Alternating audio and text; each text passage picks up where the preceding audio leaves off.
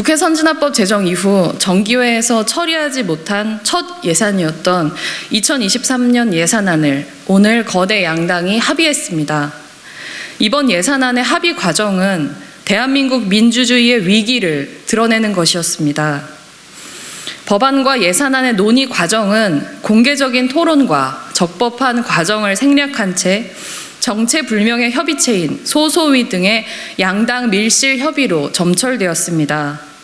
국민들은 결론에 이르는 과정을 듣지 못하고 정의당은 철저히 배제되어 졸속으로 처리된 결과물만을 이렇게 받아들게 되었습니다. 오늘 여야 합의문은 정의당 입장에서 납득할 수 없는 내용들로 가득 차 있습니다.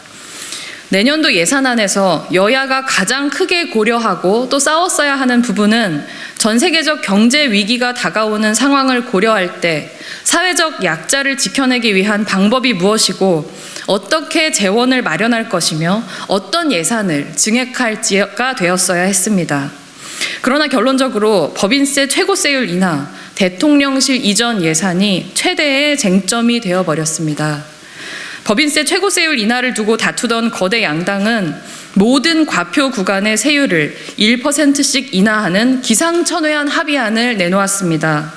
모두 아시다시피 모든 과표 구간에서 동일하게 세율을 1%씩 낮춘다 할지라도 그 혜택의 대부분은 과표 최고 구간에 해당하는 대기업에게 돌아가게 됩니다.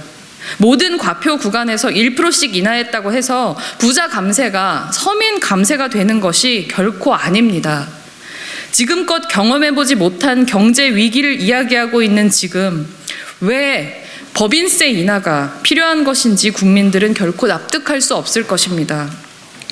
한쪽으로는 경제 위기를 이야기하면서도 정부 예산을 축소하고 다른 한쪽에서는 재벌과 대기업에게 특혜를 주는 세법을 만들어주는 것이 왜 예산안 처리의 최대 합의 조건이 되어야 합니까?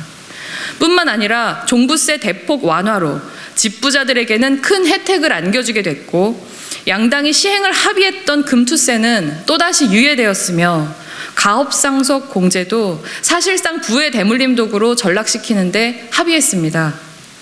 국회 앞에서는 지금도 공공임대주택 예산을 확보해달라는 농성이 이어지고 있습니다. 그런데 이번 합의에서 전체 삭감되었던 공공임대주택 예산 5.7조 원 중에 다시 증액된 것은 겨우 10% 수준인 6,600억 원인 수준입니다. 민주당이 반드시 증액시키겠다고 공언했던 공공, 민생, 복지, 일자리 예산 다 어디로 갔습니까? 더불어 예산안 포함된 국정 운영의 책임은 1차적으로 정부와 여당에게 있습니다. 여당은 야당의 문제 제기, 감액 요구에 동의할 수 없다며 예산안 합의를 한 달 가까이 끌어왔습니다. 예산안 심의라는 국회의 헌법적 권리를 포기하고 오로지 용산의 결정만 바라보고 판단하는 이 현실이 부끄럽지 않은지 국민의힘 의원 여러분 개개인이 돌아보시기 바랍니다. 이번 거대 양당의 야합을 통해서 다시 드러났듯이 시민들의 삶에 엄청난 영향을 미치는 예산과 세법이 거대 정당들의 밀실 협상을 통해서 결정될수록 약자들의 목소리는 배제되고 불평등과 기후위기 같은 의제들은 뒤로 밀려날 수밖에 없습니다.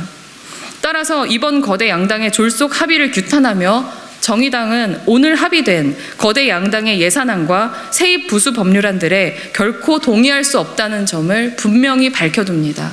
이상입니다.